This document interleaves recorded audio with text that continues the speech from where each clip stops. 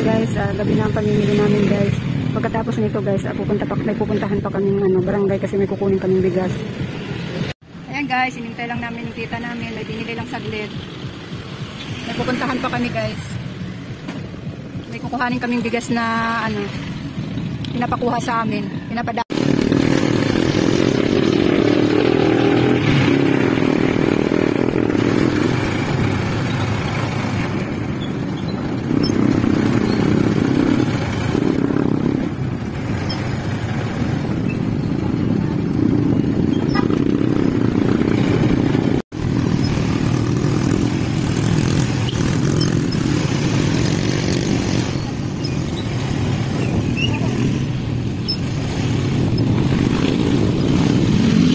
Marami tayo dyan. Kahit sa pinagpilitan sa kaliwa.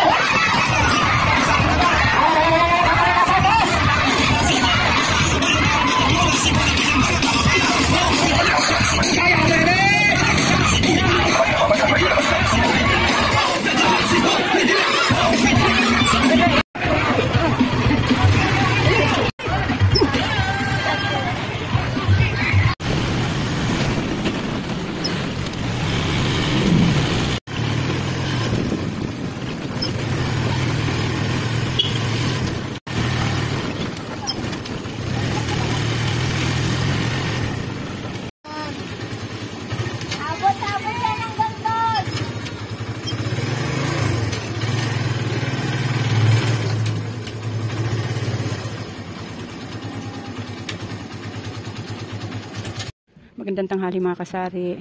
Kagabi pagkatapos ko mag-display ng aking mga dinisplay mga kasari, hindi ko na naipakita sa inyo. Ayan, ngayon ko ipakita sa inyo mga kasari yung mga dinisplay ko. Dito ako magmumula sa mga dilata mga kasari. Oh.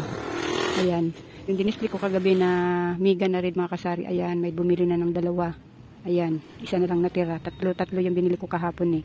3 pula, 3 green. Ayan, may bumili na. Ayan, yan ang laman ko ngayon ng aking dilata mga kasari. Oh. Ayan, may bago akong dilata uli doon mga kasari, yung mackerel. Ayan, request yan ng customer ko mga kasari. Ayan, ang mahal pala niyan mga kasari. Iba-ibang pangalan yan eh, may Saba. Pero iisa lang presyo nila. 40 ang benta ko mga kasari. Ayan.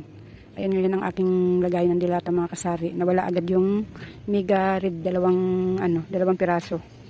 Ayan, dito naman tayo sa baba mga kasari. O, yung aking itlog, ilan-ilan na lang. Ayan. Mamaya pa ako order mga kasari. Pag hindi naman ako maka-order.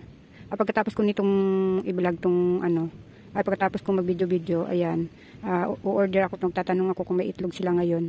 Kung wala naman sa bayan na ako magpabili mamaya, o kaya pag natuloy kami mamaya sa bayan pumunta, baka ako na lang din siguro bumili. Hindi kasi ako sure mga kasari kung magbabayad sa akin ngayon yung may utang sa akin sa tindahan. Ayan, yung aking mantika na binili kahapon. Ayan. Dito naman tayo sa mga lagayan ko ng tinapay mga kasari. Kalimutan ko pala bumili kahapon ng pita at saka yung Hansel na walang palaman. Nakalimutan ko. Ayan, 1 piraso na lang yung pita ko doon. Ayan. Bali, ang wala lang dyan mga kasari, pita at saka yung Hansel na walang palaman. Ayan, dito naman sa aking mga sabunan. Ayan. Ayan, wala na akong kasi doon kahapon, wala sila nung cream silk na keratin na gold, wala sila. Sana magbayad mamaya yung may utang sa akin mga kasari para makapamili uli ako. Wala kasi kaming alaga ngayon mga kasari. Pati yung aking bunsong anak, wala ding alaga. Kaya nakalaboy siya ngayon, wala siya ngayon. Ako lang mag-isa dito sa amin mga kasari. Ayan. Bali, marami-rami pa akong kailangan bilhin mga kasari.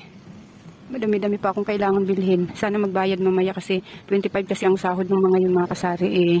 Hindi ko alam kung magbabayad siya mamaya. Pipindot pa ata siya sa ATM. Rest din niya ngayon eh. Tingnan mo yung utang niya mga kasari. O, 1 tao lang yan. Ayan. Nakadalawang papel na. Ayan. Ayan. May pangatlo pa mga kasari. O. Tapos natuos na namin ito mga kasari, nasa 2,000 mahigit na ito. Pag yan siya hindi pa magbayad mamaya at bukas pa siya magbayad, madadagdagan pa yung 2,000. Basta 2,000 na ito mahigit mga kasari eh. Sana magbayad siya mga kasari mamaya kasi kailangan makapamili ako mamaya kasi bukas may alaga na kami. Mahirap kasi mamili mga kasari nang may kasama kaming bata. Kaya sana magbayad siya mamaya bago dumilim. At pupunta ako ng bayan mamaya para mamili. 2,000 rin kasi mga kasari, marami-rami na rin yun. May nilista na akong bibilhin mamaya eh. Nasaan na ba yung aking listahan? Madami-dami pa akong kailangan sa tindahan bilhin mga kasari. Ayan oh. Ito pa yung kailangan kong bilhin oh. Ayan, yung mga nakalista na to. Kailangan ko pang bilhin ito. Ayan.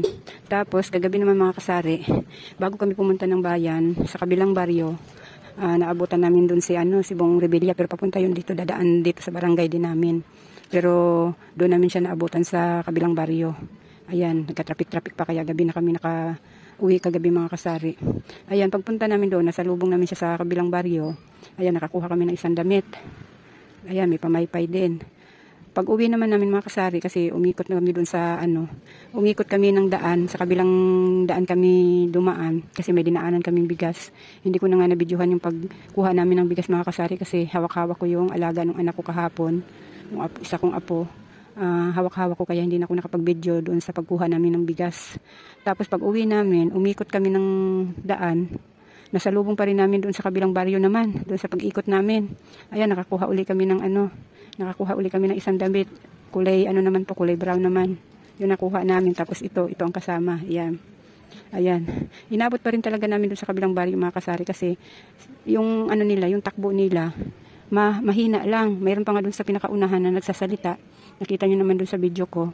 Naglalakad lang siya. Kaya mabagal lang talaga ang Kaya ang traffic, masyado talaga yung traffic kahapon mga kasari. Kaya nung kami pa uwi, maari talaga na abutan namin siya dun sa kabilang baryo, kasi halos ang takbo ng sasakyan niya parang naglalakad lang. Kasi nga yung nasa unahan na nagsasalita, naglalakad lang talaga din. Kaya yun, pag uwi namin, inabot pa talaga namin dun sa kabilang daan. Umikot kasi kami ng daan mga kasari, kasi nga may kinuha nga kaming bigas. Inutusan kami ng ipag ko na kuhanin yung bigas dun sa bandang bayan pa. Kaya dinaanan namin. Kaya ayan, nakadalawang damit kami mga kasari oh. Ang gwapo pa rin ni Bong mga kasari. Parang hindi nagbago ang mukha niya. Medyo maputi siya ngayon kasi nung una niyang takbo na senador din ba ata yung takbo niya dati. Dumaan din yan siya dito mga kasari. Ang sasakyan niya walang bubong, kaya nung dumaan siya dito maitim na siya. Kaya ngayon may bubong kasi yung sasakyan niya, kaya medyo hindi siya nangitim ngayon nung dumaan siya kahapon. Kaya ang pugi niya kahapon nung dumaan mga kasari. Walang kupas pa rin si Bong Rebilla mga kasari. Ayan, yan lang mga kasari, kwento ko lang sa inyo yung pagdaan ni Bong Rebilla kahapon dito sa barangay namin. Ay mga kasari, sana magbayad yung may utang sa akin mamaya, kasi tingnan mo naman yung aking sabitan ng mga chichirya mga kasari oh. As in wala talaga. Ito may natira pala isang piraso oh. Isang piraso yung natira ng mga chichirya ko. Sana bago dumili mamaya magbayad siya, kahit gabi na tatakbo ako mamaya sa grocery. Ayan. Tapos ang pangit talaga ng harapan ng tindahan mga kasari pag yung walang chichirya na nakasabit. Tapos ang sobrang liwanag dito sa loob ng tindahan namin pag yung walang chichirya na nakasabit. Ayan. As in marami-rami pa talaga kailangan kong bilhin mga kasari. Ayan oh. Ayan. Marami-rami pa kailangan talaga na makabayad siya mamaya. Ang utang niya kasi mga kasari, isang tao lang yun ha. Sa loob ng kalahating buwan. 2,000 ang inabot siya ng 2,000 ngayon, kasi paano hindi siya aabot ng 2,000 mga kasari? Halos 500 yung itinira niya nung nagbayad siya. Nung huli niyang bayad sa akin, 500 yung itinira niya. Kaya magugulat din siya mamaya mga kasari. Nung huling bayad niya kasi mga kasari, ang utang niya binayaran dapat ay 1,890. Di pumapatak na rin ng 1,900. Tapos magtitira siya sa akin ng 290. Tapos sabay kuha siya ng halagang 100, kulang-kulang 200. Kaya tingnan niyo mga kasari, tulog na tulog yung pera ko sa kanya. Sa iba talaga mga kasari, hindi pwede yung kailangan magbayad ka muna bago ka kumuha uli. Kaso nga lang hinayaan ko na lang mga kasari, kasi magkamag-anak kasi kami dito. Tapos baka sabi ko ano-ano pa sabihin sa akin pag yung hindi na lang ako nagreklamo. Hinayaan ko na lang siya, kaya magugulat siya pag nakita niya tumamaya yung listahan niya. 2,000 mahigit. Kaya malaking bagay din tong 2,000 mahigit mga kasari, ipamili ko mamaya. Ayan mga kasari, hanggang dito na lang muna itong vlog ko mga kasari, kasi nga anong oras na, alauna na, hindi pa ako nakakakain ng tanghalian. Ayan.